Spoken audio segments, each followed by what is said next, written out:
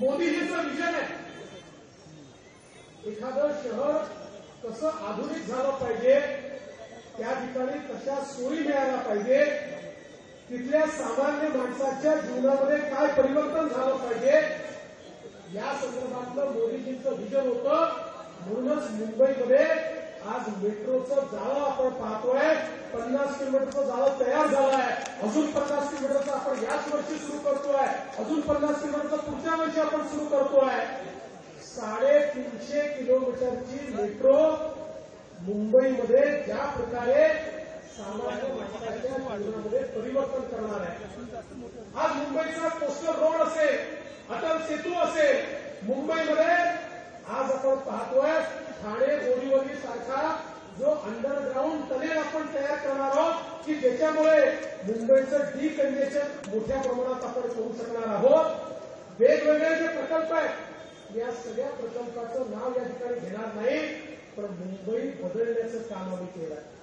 आणि एवढंच नाही तर हे मोदीजींचं सरकार आहे की ज्या सरकारने पहिल्यांदा हे मान्य केलं की आमच्या झोपडपट्टीमध्ये बसणाऱ्या व्यक्तीला स्वतःचं घर मिळालं पाहिजे. आणि पहिल्यांदा केंद्र सरकारने याला मान्यता दिली की केंद्राच्या जागेवर झोपडपट्टी असेल तर केंद्र सरकार एसआरए करण्याकरता किंवा आमच्या झोपडपट्टीवासियांचं त्याच ठिकाणी पुनर्वसन करण्याकरता आपली जमीन उपलब्ध करून देईल. आणि त्याची सुरुवात केंद्र सरकारने केली. त्यामुळे खऱ्या अर्थानं मुंबईतल्या झोपडपट्टीवासियांचं जीवन हे बदलण्याचं काम आज या ठिकाणी मोदी सरकारमध्ये सुरू झालेलं आहे. मला कल्पना आहे उत्तर मुंबईमध्ये मोठा भाग असा आहे की ज्या ठिकाणी काही ठिकाणी वनं सोडण्यात लागलेली आहे. आमच्या मनीषाताई चौधरी नेहमी संघर्ष करत असतात. पण त्याही संदर्भात आता पियुषजींसारखा व्यक्ती आपल्याकडे आल्यामुळे मला विश्वास आहे की ज्या ठिकाणी कुठेही वन नाही, वर्षानुवर्ष झोपडपट्ट्या बसले, या संदर्भात सर्वोच्च न्यायालयाने यापूर्वी काही निर्णय दिले. त्या निर्णयांचा फायदा घेऊन आम्हाला वनाचं संरक्षण करायचंच आहे. मुंबईतल्या वनांचं संरक्षण करू, वनं वाढवू. पण त्याचवेळी ज्या ठिकाणी संज्ञा आल्या आहेत पण वनं नाही आहेत आणि झोपडपट्ट्या बसलेल्या आहेत, अशा लोकांनाही कशा प्रकारे दिलासा देता येईल या संदर्भात पियुषजींच्या नेतृत्वात यापुढे आम्हाला केंद्र सरकारकडे काम करता येईल. मी आपल्याला सांगू इच्छितो, मोदी सरकारने वर्षानुवर्ष आमच्या विदर्भातला अशाच प्रकारचा झुडपी जंगलाचा प्रश्न होता की ज्या ठिकाणी झुडपी जंगलाचं विरोध पडलं होतं, परंतु जंगल नव्हतं. आमचं रेल्वे स्टेशन हे झुडपी जंगलावर आहे. अनेक हायकोर्ट बिल्डिंग झुडपी जंगलावर आहे. त्या संदर्भात मोदी सरकारने पुढाकार घेतला आणि त्या संदर्भातला कोर्ट कमिशनर अपॉइंट झाला.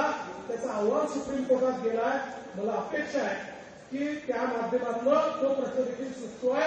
तशाच प्रकारे मुंबईतला प्रश्न देखील सोडवण्याचा प्रयत्न हा पियुषजींच्या नेतृत्वात आम्ही करू. आणि मला विश्वास आहे आपल्याला मुंबई ही स्लम मुक्त करायची आहे.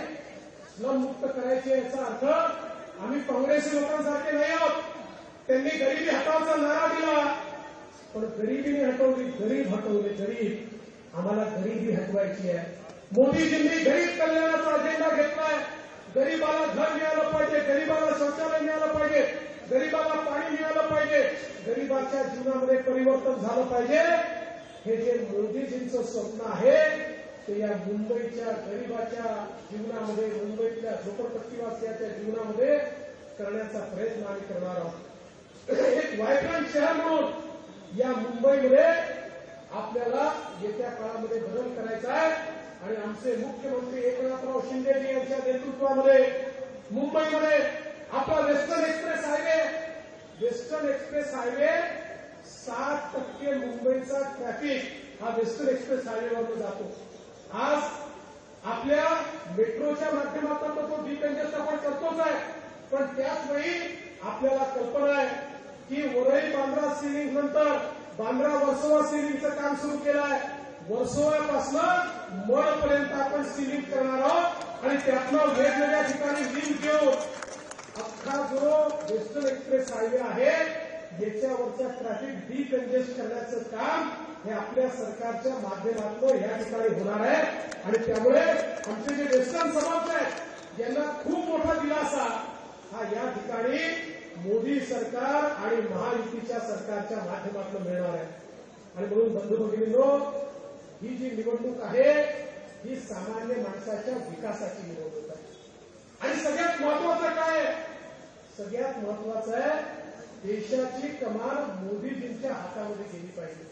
मला कधी कधी आश्चर्य वाटतं की ज्यावेळी मी बघतो काँग्रेस पार्टी असेल, उबाठा असेल, हे मोदीजींबद्दल ज्या प्रकारचं वक्तव्य करतात, ज्या प्रकारे ते बोलतात, मला आश्चर्य वाटतं. खरं म्हणजे आज या देशामध्ये ज्या प्रकारे गेल्या 10 वर्षामध्ये मोदीजींनी परिवर्तन केलं, ज्या प्रकारे एक मजबूत भारत मोदीजींनी तयार केला, 25 कोटी लोकांना गरिबी रेषेच्या वर आणण्याचं काम हे मोदीजींनी केलं.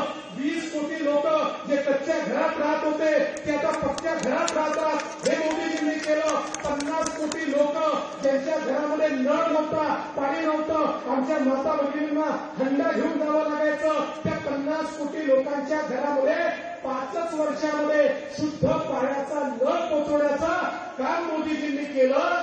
आणि त्याच वेळी एक मजबूत भारत, ज्या भारताकडे चीनही वाकडी नजर करू शकत नाही आणि पाकिस्तानही वाकडी नजर करू शकत नाही, असा भारत तयार करण्याचं काम हे मोदीजींनी केलं. आणि म्हणून मोदीजींनी तर सांगितलं, आम्ही सांगतो गेल्या 10 वर्षात एवढं काम झालं, एवढं काम झालं. आम्हाला वाटलं किती काम 10 वर्षात झालं, पण मोदीजी म्हणाले अरे पिछले 10 साल तो ट्रेलर था, पिक्चर अभी बाकी है. अगले 5 साल में पिक्चर देखने को मिलेगा. अगले 5 साल में विकसित भारत की ओर हम जाएंगे. अगले 5 सालों में हमारे देश का युवा, हमारे देश की महिलाएं, हमारे देश के अनुसूचित जाति जमाती के लोग, हमारे देश के पिछड़े लोग, हमारे देश का किसान, सभी के जीवन में एक ऐसा परिवर्तन आएगा और भारत ऐसी दिशा में जाएगा कि फिर भारत को कोई रोक नहीं पाएगा. उस और भारत को ले जाने का काम मोदी जी कर रहे हैं. और अभी मोदी जी परसों रिजर्व बैंक के कार्यक्रम में आए थे, तो बोलते बोलते मोदी जी ने कहा, अधिकारियों को कहा, अभी 1 महीना आपको हमारी तरफ से कोई तकलीफ नहीं है, हम प्रचार में जुटे हुए हैं, तो 1 महीना आप तैयारी कर लो. जिस दिन शपथ लूंगा उसके दूसरे दिन से धमाधम काम करना है और भारत को बदलना है. अशा प्रकारची ज्यांची मानसिकता आहे, ज्यांच्या जीवनामध्ये कामाच्या व्यतिरिक्त काही नाही आहे. आणि म्हणून मुंबईकरांनो, मी केवळ उत्तर मुंबईबद्दल बोलत नाही, तर संपूर्ण मुंबईच्या जनतेला या ठिकाणी आव्हान करू इच्छितो की ज्या वेळी तुम्ही भारतीय जनता पार्टी किंवा शिवसेनेच्या उमेदवाराचं बटन दाबाल, ते वोट मोदीजींना मिळेल. आणि अन्य कोणाचीही बटन दाबली तर वोट राहुल गांधींना मिळेल. आता मुंबईकरांनी ठरवायचं आहे, कारण उद्धवजींचे नेते कोण? राहुल गांधी. काँग्रेसचे नेते कोण? राहुल गांधी. आमचे नेते कोण? मोदीजी. शिंदे साहेबांचे नेते कोण? मोदीजी. अजितदादांचे नेते कोण? मोदीजी. आमची अशी ट्रेन आहे, ज्या ट्रेनला मोदीजींचं इंजिन आहे आणि त्याला आम्ही सगळ्या बोग्या लावल्या आणि आम्ही सगळे आपली ताकद घेऊन त्यात बसलो आहे.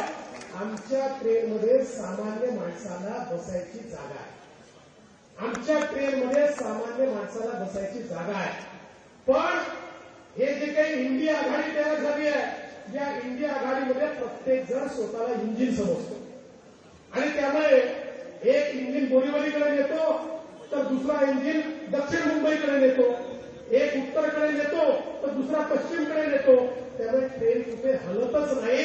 आणि इंजिन हे किती पॉवरफुल असलं तरी त्याच्यामध्ये बसायला फक्त ड्रायव्हरला जागा असते, बाकी अन्य कोणाला जागा नसते. आमचं असं नाही. आम्ही सगळे मोदीजींच्या नेतृत्वात या ठिकाणी काम करतो आहोत. मोदीजींच्या नेतृत्वामध्ये आमची ट्रेन ही मोदीजींचं इंजिन आहे. आमच्या बोग्यांमध्ये प्रत्येक व्यक्तीला बसण्याची जागा आहे. समाजाच्या प्रत्येक व्यक्तीला घेऊन ही विकासाची ट्रेन घेऊन आम्ही जाणार आहोत. आणि म्हणून मुंबईकरांनी विचार करायचा आहे, मोदीजींच्या ट्रेनमध्ये बसायचं का राहुल गांधीचं न चालणारं इंजिन. म्हणजे खरं इंजिन तर काय आमच्यासोबत आलं. जे मुंबईतलं चालणारं इंजिन होतं त्या इंजिननी सांगितलं की मोदीजींच्या इंजिनलाच आम्ही ताकद देणार आहोत, मोदीजींच्या पाठीशीच आम्ही आहोत. काल राज ठाकरेंनी स्पष्टपणे सांगितलं की या देशाचा विकास मोदीजी करू शकतात. आणि म्हणून त्यांनी कुठलीही शर्त न ठेवता बिनशर्त पाठिंबा मोदीजींना दिला. मी त्यांचे देखील आभार मानतो की देशाला काय हवं आहे याची नाडी राज ठाकरेंना समजली. आणि म्हणून त्यांनी निश्चितपणे जनतेच्या हिताचा निर्णय घेतला. आता एक मजबूत गाडी आपली आहे. माझी आपल्याला विनंती आहे, आपल्याला संधी आहे, उत्तर मुंबईला रेकॉर्ड करण्याची संधी आहे.